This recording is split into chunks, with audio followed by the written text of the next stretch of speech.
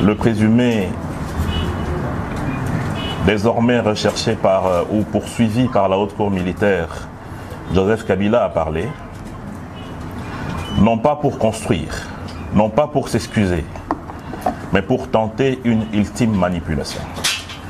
Comme on jette un filet dans un pays qu'on a longtemps capturé. Il est revenu le visage grave, la voix lente mais le cœur rempli de duplicité. Il nous a présenté ce qu'il appelle un pacte citoyen, en 12 points. Mais ne nous y trompons pas, ce n'est pas un pacte, c'est un piège. Ce n'est pas un programme, c'est de l'offensive politique, déguisée après son échec. Le plan principal, c'était la déstabilisation violente de notre pays par le M23 et l'Alliance Fleuve Congo. Et avec en pont le Rwanda et leur relais interne, avec Corneille Nangaa en tête de file. Je voulais vous parler un tout petit peu par rapport à cela de l'héritage dont a bénéficié le président de la République, Félix Tshisekedi. Car Joseph Kabila, dans son allocution, a voulu effacer l'histoire. Mais nous, peuple, on a la mémoire.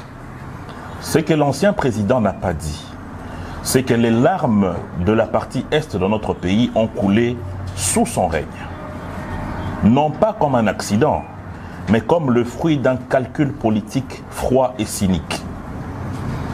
Parce que nous nous posons des questions. Qui a intégré Bosco Ntaganda dans notre armée comme général, mais qui ensuite a revendiqué la nationalité rwandaise à la CPI?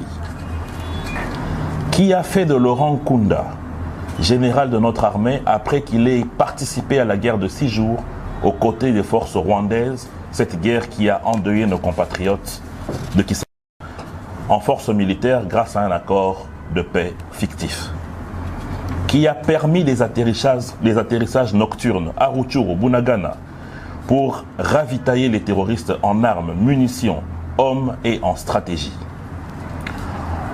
On se souviendra très bien que sous la présidence de Joseph Kabila, le territoire congolais avait été fragmenté en zones d'influence mafieuse, dans l'Est surtout. Des officiers étrangers opéraient au cœur même de notre armée grâce à des mixages, brassages et mélanges alambiqués afin de placer le champ rançon dans le fruit.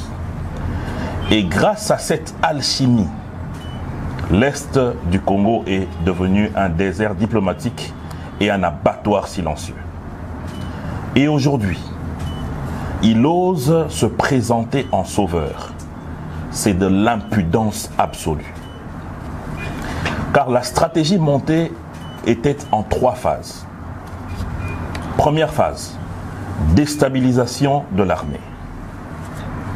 Grâce à des mixages et à des brassages, notre armée a longtemps été affaiblie, avec des militaires à solde faible et aucune loi de programmation militaire. Et dans l'entretemps, le M23 a été renforcé en hommes, logistique et financement. Les relais, les anciens réseaux du pouvoir qui aujourd'hui veut redevenir les sauveurs de la RDC. L'objectif était simple, prendre Goma, Bukavu, ensuite Kisangani et le Haut-Katanga. S'aimer le chaos et forcer l'État à s'agenouiller.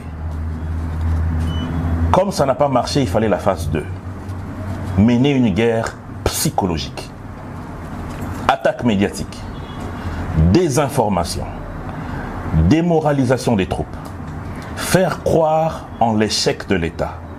Amplifier les défaites de notre armée.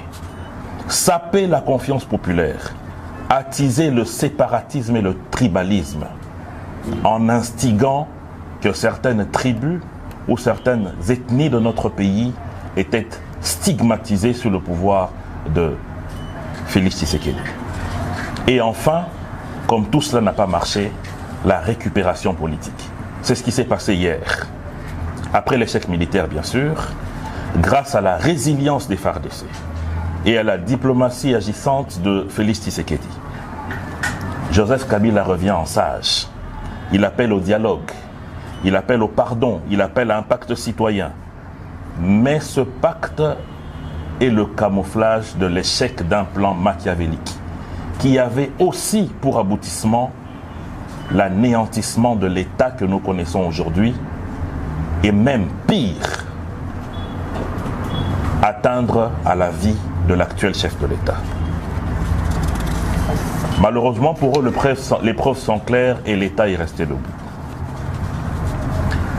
Pendant 18 ans, nous étions là et nous l'assumons.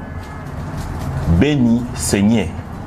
L'Est de notre pays avait plus de 120 groupes armés. Ituri brûlait. Les Mororo ravageaient des espaces entiers pour s'aimer le chaos. Les Ema et les Lendu se rentraient dedans, sans une vraie intervention de l'armée. Et quand l'armée demandait des ordres, il y avait négociation des postes avec les infiltrés. Lorsque les Congolais étaient chassés du Congo-Brazzaville, lorsque les Congolais étaient chassés de l'Angola, la seule réponse à l'époque c'était le silence. Alors qu'aujourd'hui, chaque action contre le peuple a une réponse correspondante. Aujourd'hui, on ose dire que le régime actuel a perdu le monopole de la violence légitime. Ce monopole, il a été éliminé et sacrifié à chaque table de négociation, de brassage et de mixage. Dieu merci, grâce à un Parlement réveillé, nous avons réussi à mettre un terme à cette action qui consiste à faire rentrer dans notre armée des éléments qui demain vont être des déstabilisateurs de notre système. Face à l'héritage toxique de l'ancien régime, Félix Tshisekedi a choisi la fermeté. Il a refusé de négocier avec les pantins tant que ces derniers seraient sous le joug de Kigali. Il a demandé des comptes au Rwanda. Il a réarmé notre diplomatie. Il a renforcé la coopération militaire. Il a donné de la valeur à nos militaires via une loi de programmation mais aussi une augmentation de leurs soldes. Il a débuté les équipements modernes pour notre armée.